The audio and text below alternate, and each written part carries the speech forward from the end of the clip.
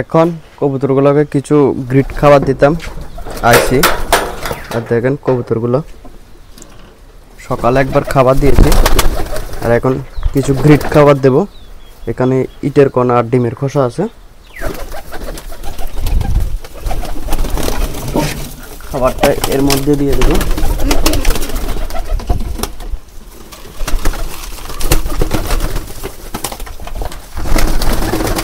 আর দেখেন গ্রিট খাবার কবুতরগুলো কিরকম ভাবে খাইতেছে,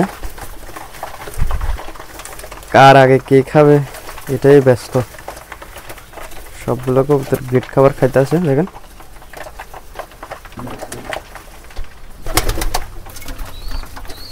গ্রিট খাবারটা ভালোই খায়।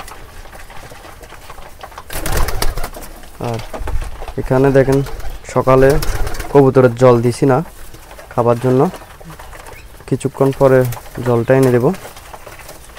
আর এখন কবুতরগুলো খাবার জলটা দিয়ে দিই। সকালের জলটা এখন দিয়েছি, এখন দুপুর টাইম হয়ে গিয়েছে। দেখেন খুব ভালো মতো জলটাও খাইতে আছে। কবুতরের বাচ্চাগুলো তো আস্তে আস্তে বড় হইতেছে, আর কিছুদিন পর আরো বড় হয়ে যাবে।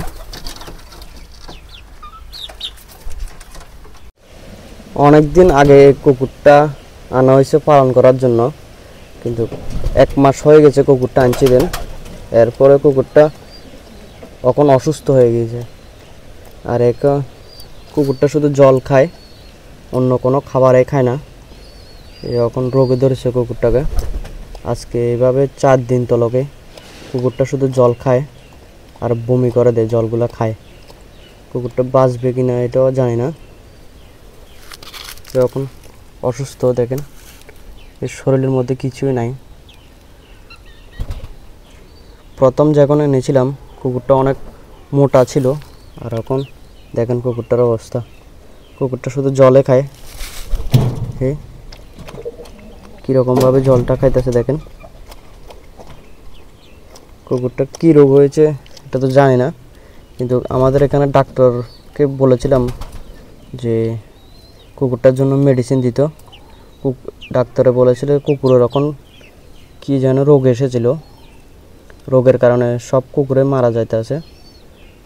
এরপরে ডাক্তারে এ বিষয়ে আর কিছু বলেনি। হয়তো কালকে বা পরশুদিন কুকুরটাকে ডাক্তার কাছে আবার নিয়ে যাব।